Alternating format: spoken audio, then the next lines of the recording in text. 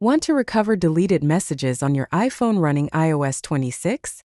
Here are two simple methods.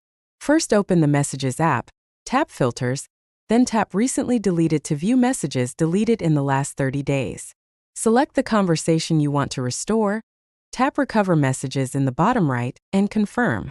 The conversation will reappear in your main inbox. If you need older messages or don't see them there, use an iCloud backup restore. Open Settings, tap your name at the top, then tap iCloud.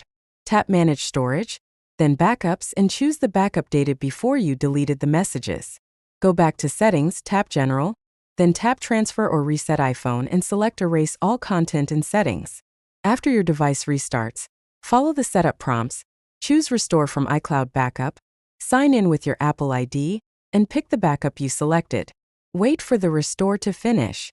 Keep in mind that restoring a backup replaces your current data, so back up any new content first. That is all it takes to recover deleted messages on your iPhone. If this helped, tap like, share your best data recovery tip in the comments, and subscribe for more quick tutorials.